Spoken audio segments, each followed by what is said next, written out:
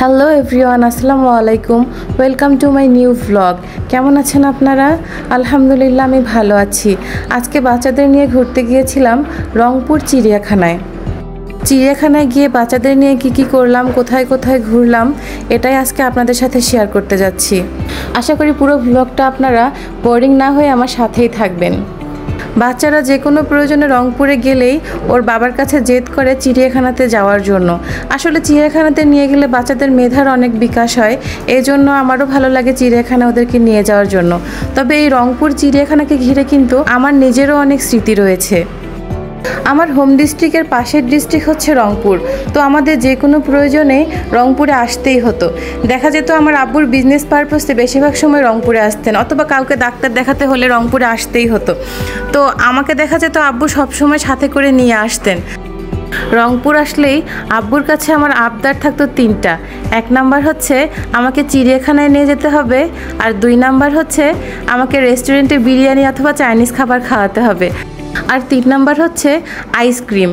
তখনও আসলে আমাদের জেলায় বাটি আইসক্রিম ছাড়া আর কোনো ধরনের আইসক্রিম খুব একটা পাওয়া যেত না। তো আমি রংপুরে আসলেই আব্বুর কাছে বিভিন্ন ধরনের আইসক্রিম কিনে খেতাম, যেমন চকবার, তারপরে হচ্ছে ওই যে ম্যাঙ্গো আম শেপের কিছু আইসক্রিম পাওয়া যেত, ফুটবল শেপের, হাড়ি শেপের, তারপর হচ্ছে কোন আইসক্রিম, মানে রংপুরে তো বিভিন্ন ভ্যারাইটিস আইসক্রিম পাওয়া যেত, ওগুলো আমাদের জেলায় তখনও ছিল না। এই জন্য আমি রংপুর আসলে চিড়িয়াখানা অবশ্যই আসতাম, আর দুপুরের খাবার খেতাম বিরিয়ানি, আর খেয়ে আইসক্রিম খেতাম। যদিও এই গল্পগুলো আমার অনেক ভ্লগে আমি করেছি, আসলে ছোটোবেলার গল্পগুলো কখনোই ভোলা যায় না, আর বারবার বলতে ইচ্ছে করে, তাই আবার আপনাদেরকে বলা। তবে অন্য কোথাও গিয়ে অনেকক্ষণ হাঁটার পর বাচ্চারা কিন্তু টায়ার্ড হয়ে যায়, কিন্তু চিড়িয়াখানায় আসলে ওরা একদমই টায়ার্ড হয় না, বিশেষ করে আমার ছেলে। তো আপনারা যখন ট্রাভেল করেন সাথে কিন্তু এরকম একটা হ্যান্ড স্যানিটাইজার রাখতে পারেন, এটা খুবই উপকারী। প্রয়োজন পড়লে এরকম একটা নিয়ে হাতে পানি দিয়ে কিছুক্ষণ একটু ঘষা মাজা করলেই দেখবেন হাতে কি সুন্দর ফেনা উঠেছে, এবং পানি দিয়ে পরিষ্কার করলে হাত একদম পরিষ্কার হয়ে যায়। শোনে না কথা, আমার কথা বলেছি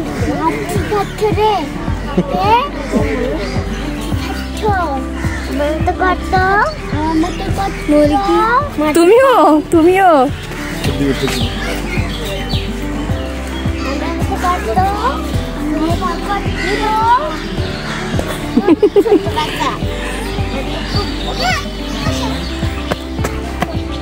আমার মতো কাকু করতো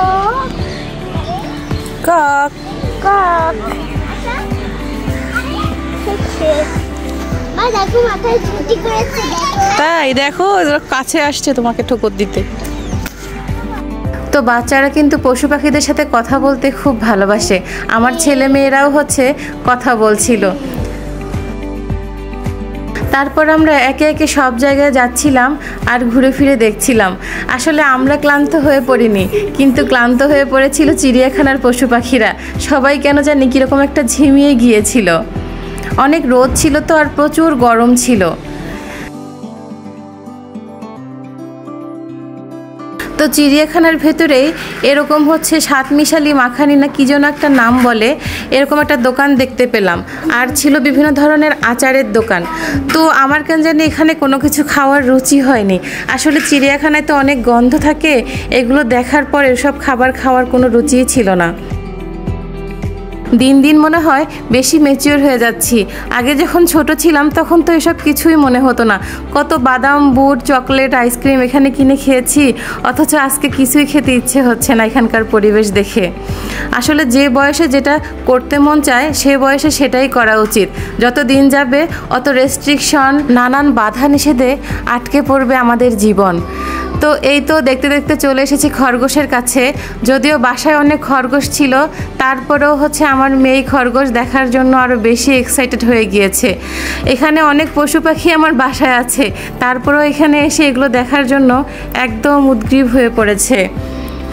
তো বাচ্চারা এরকম একটা কথাই আছে না যে বাড়ির গরু খুলির ঘাস খায় না, সেরকম হয়েছে বাচ্চাদের অবস্থা। বাসায় যেটা আছে সেটা তাদের ভালো লাগে না, অন্যের বাসায় গিয়ে দেখা যায় যে সেম জিনিসটা ওখানেই ভালো লাগে। নিশ্চয়ই আপনাদের বাচ্চাদেরও একই অবস্থা। এমন অনেক হয়েছে যে বাসায় ওই খেলনাটা দিয়ে কখনোই খেলে না, অথচ কারো বাসায় গিয়ে সেম খেলনা দেখেছে এবং ওটা দিয়ে খেলার জন্যই একদম অস্থির কান্নাকাটি শুরু করে দিয়েছে।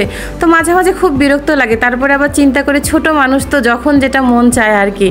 তো এই যে আমার ছোট ভাই আর আমার হাজব্যান্ড মিলে ওদেরকে উপর করে করে দেখাচ্ছিল, ওরা নিচ থেকে দেখতে পাচ্ছিল না, তো তাই।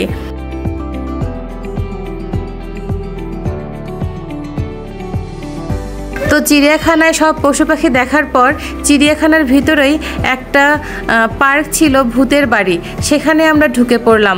তো ভূতের বাড়িতে ঢুকে এই যে ফিশগুলো খুব মনোযোগ দিয়ে আমার মেয়ে দেখছিল, অথচ সেম ফিশ আমার অ্যাকুয়ারিয়ামে আছে, কখনোই এগুলো বাসায় দেখে না।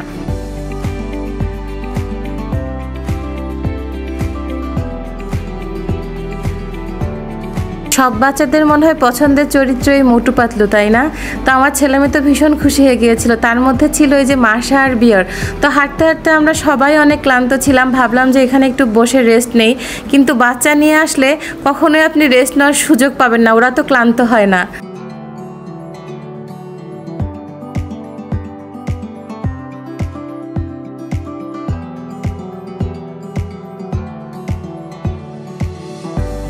তো আমার মেয়ের দোল খাওয়া দেখে আমারও খুব ভীষণ ইচ্ছে হলো যে একটু দোল খেতে, তো আমিও একটু দোল খেয়ে নিলাম। তো আজকে এই পর্যন্তই। নিশ্চয়ই আপনাদের আজকের ভিডিওটি ভালো লেগেছে। যদি এতটুকু ভালো লেগে থাকে ফেসবুক পেজ থেকে দেখলে প্লিজ একটু লাইক, কমেন্ট আর ফলো করে দিবেন। আর যদি ইউটিউব থেকে দেখেন প্লিজ একটু সাবস্ক্রাইব করে দিবেন। Thank you for watching my video. আল্লাহ হাফেজ।